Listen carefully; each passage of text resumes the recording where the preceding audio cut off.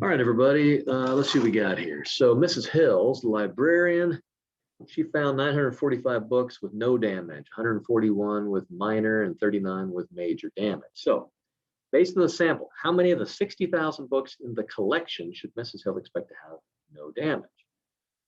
Round your answer to the nearest whole number. Okay, because yeah, it wouldn't make sense to say 3.5 books. Okay. All righty, so this is a, so the idea here is, hey, I would rather not have to look at all 60,000 books to know. How about I just look through some of the books and use that to make some kind of a conclusion or some kind of expectation. All right, so first of all, how many books did we actually look at? Here's pull up my calculator. I'm going to do 945 plus 141 plus 39 is 1,125 books. So that's how many we actually looked at. Okay. Well, out of 60,000 books, we want to know about how many we should expect to have no damage. Well, out of these 1,125, 945 of them out of 1,125 had no damage. Okay. And so one way to do it would be to say, okay, so how many out of 60,000 should we expect to have no damage? This is not the only way to do this, but it's the way, if I recall correctly, that the author does it. So let's do it this way. Okay, when you have a single fraction equal to a single fraction, that's called a proportion, and you can cross multiply. So those multiplied together, 945 by 60,000. And then those multiplied together is what it's going to equal. Okay, let's divide by 1125. Swing, swang, they're gone. That was the point of the division. Okay, so we've got 945 times 60,000 divided by 1125. And okay, there's no decimal for rounding off, but 50,400, and don't forget your units, which in this case would be books. So 50,400 books. And that makes sense because, the vast majority of our 1,125 books that we actually did examine had no damage. So we would expect the vast majority of the 60,000 to have no damage. And that is how the great ones do it. Okay. Okay, so on this one, a movie studio surveyed married couples about the types of movies they prefer. Okay, in the survey, the husband and wife were asked if they prefer action, comedy, or drama. Okay, and you only get to pick one. Each person gets to pick one. So here's a summary of the data studio got after asking 225 couples. All right, so if both of them, so 20 of the 225, both the husband and wife said action. And there were 45 couples where the husband said action, the wife said comedy, and so on and so forth. Okay, so suppose the movie studio will ask 150 more couples about their movie preferences. How many of these 150 couples will have exactly one spouse prefer action movies? Oh, okay. So, so let's figure out how many from this group have exactly one spouse prefer action. Well, right there, I'll just I'll underline there, there, and there, and there. Those are the people, or those are the couples who had one spouse prefer an action movie. Okay, so if we add all that up, let's see, 34, 44. Then we get 45 plus 21 plus 34 plus 40. Okay, a gross 144 couples said or had exactly one spouse liked an action movie. Okay. In fact, it was 144 out of 225 couples. All right. So if we had 150 couples, how many of them would have exactly one spouse prefer the action? All right, 144 times 150. I'm just going to multiply to my calculator. I get 21,600 equals 225 question mark, because I did the cross multiplying again, just like the last problem. All right, if I divide both sides by 225, I get 96. So 96 couples is what we should expect. Now, does that mean that you're going to get 96 couples out of the 150? No, this is just what we expect. So if we ended up with like 97 or 93 or something, we'd probably say, yeah, okay, that's about what I expect. Okay. But what if we didn't get something like that, but we got like 119 couples? We'd be like, that seems kind of far from what we were expecting. That's surprising. And then you might start asking more questions. And so knowing what to expect, to approximately expect, can be helpful, because then if you get something really different, you might need to, double check, okay, how did we collect data, or what kind of people were we talking to, or what, why are these numbers so different from what was expected? Okay. Okay, Ruben, that's an old name. Ruben has a bag with 8 balls numbered 1 through 8. So each ball is a different number. He's playing a game of chance. This game is this. Ruben chooses 1 ball from the bag at random. He wins $1 if the number 1 is selected, and $2 if the 2 is selected, and $5 if the 3 is selected, $6 if 4 is selected, 8 if 5 is selected, and $10 if 6 is selected. But he loses $16 if 7 is selected and 16 if 8 is selected. Okay, so find the expected value of playing the game.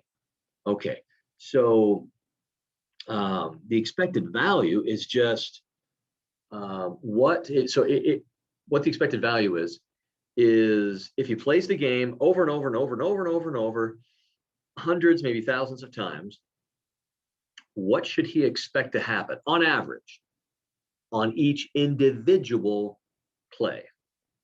Okay, so, well, let's see what we've got. Okay, so when you're doing expected value like this, here's the way I like to do it. I say, okay, I got to turn that on. I say, all right, what can happen? I call that X. I know, I don't draw very straight. And then P of X is the probability of each of those things happening. So the first thing that could happen is, well, you get $1. Probability of that happening? Well, 1/8. There's one way to get $1 out of 8 choices. Or you could get $2, and there's the probability is 1/8. Or you could get $5, and it's, well, you guessed it, 1/8. Or you could, $6, 1/8. $6, $8, 1/8, $10, 1/8. And then, or you could lose $16. So negative $16. Don't forget your negative. And that would be a problem. There are 2 ways to do that out of 8. Or you could just say 1/4, and that would be fine. Okay, so, all right, good job, buddy. See you later. You too. Okay, so now what you're going to do is you're going to take each of the X values and multiply it by its corresponding P of X value. So 1 times an 8th, and you're going to add to that the next X times its P of X value, 2 times an 8th, plus 5 times 1/8, plus 6 times 1/8. I know it's a little tedious, but oh well. Plus 8 times 1/8. Well, that's an easy one. It's 1. Plus 10 times 1/8. Oh, I gotta start going down. Plus negative 16, or you could have just said minus, times 2/8. Okay. Usually you get a positive or negative answer. In this case, you get exactly 0. So Ruben can expect to break even. All right. Now, let's just pretend for a second that the answer was like negative 1.3. So if the answer were negative 1.3, what that means is that Ruben can expect to lose money, and he can expect to lose $1.30 per selection or per play. So every time he plays the game or pulls out a single ball, he can expect on average to lose $1.30. Now, he'll never lose $1.30 on any single play, but if he plays the game over and over and over hundreds of times, on average, if this had been the expected value, it would have been an expectation of, oh, you're going to lose $1.30 per play. All right. In which case, it's probably not the game he wants to play. But we got 0. Okay. And so sometimes he'll win, sometimes he'll lose, but overall, he should expect to break even. So for something like that, if he ever finds himself ahead, he should probably stop right then, because if he keeps playing, the probability is very good that he's just going to end up breaking even. Okay, and that is how you do expected value. Okay, so we've got this insurance company called Avicenna. I don't know, it's a weird name. They offer 5-year life insurance policy to people 65 years old. Okay, if the holder of one of these policies dies before the age of 70, the company pays out $24,200 to the beneficiary. Okay, so executives at Avicenna are considering offering these policies for $573 each. Okay, now this is something that they have to do. They have to go through this process, so they make sure they charge enough so that they actually make money. Because if they don't, then there's really not much reason for the business to be open if they're just going to lose money, and it's something very predictable. So suppose that for each holder of a policy, there's a 2% chance that they will die before the age of 20 or 70, and a 98% chance, well, that they'll live. That makes sense. 2 and 98 adds up to 100%. Okay, so this thing over here. So if the executives of Avicenna know that they will sell many of these policies, should they expect to make or lose money from offering them? Okay, so we have to know, hey, see you later, buddy. We have to know whose point of view is this from? Is it from the point of view of the business or from the people buying the policy? Well, from what's written, Avicenna is making decisions, so it's from their point of view. Okay. And we're doing expected value again. Okay, what can we expect to occur? Well, I didn't need it quite that long. Okay, so it's just like in that Batman movie, The Dark Knight with Two-Face. You live, you die. Okay, so if the person lives, excuse me, the person lives.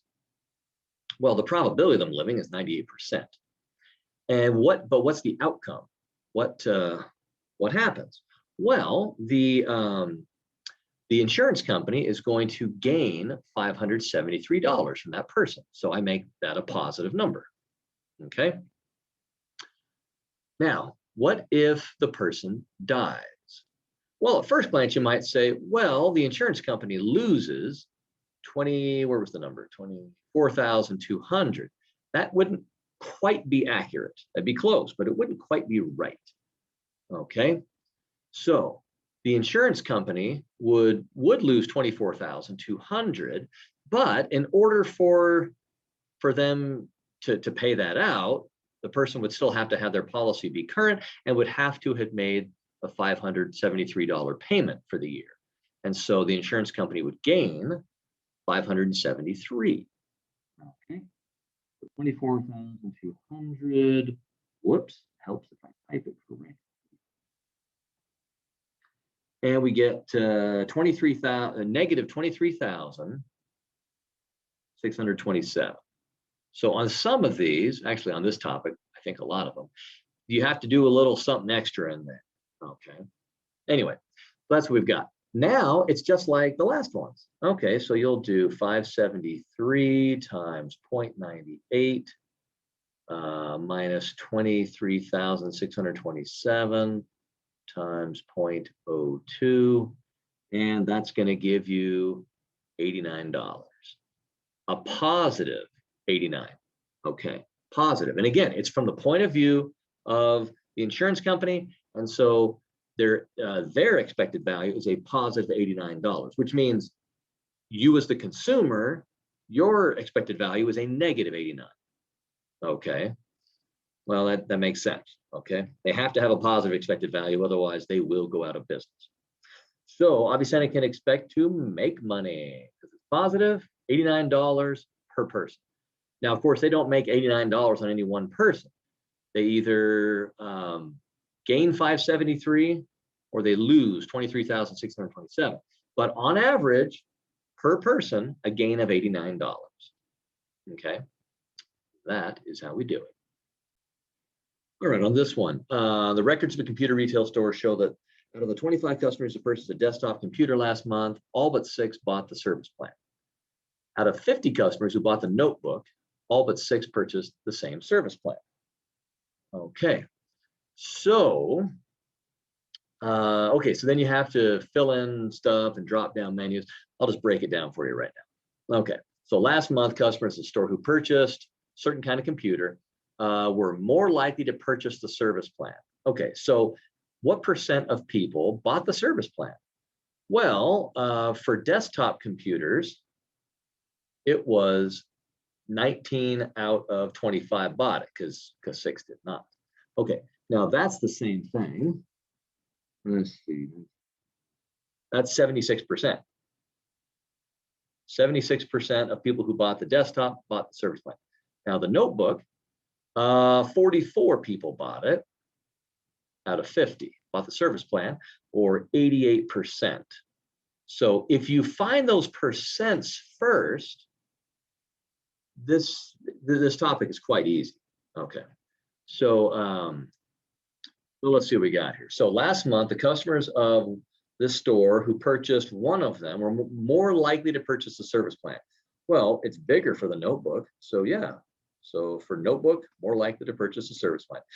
That is because 88% purchased the service plan, whereas only 76% purchased the service plan for the desktop. So again, once you've got these percents, oh, it's just a lot easier. Okay, it just goes real easy. Easy, lemon squeezy. Okay, and so how do I know if I'm doing the percents of those who bought the service plan or those who did not? Well, because I read a little bit and I say blah, blah, blah, blah, to purchase the service plan. Now, if it had said to not purchase a service plan, then I would have said, oh, 16 out of 25 here and 6 out of 50 here, and then I would have gotten the percents. That's all you do, not a big deal.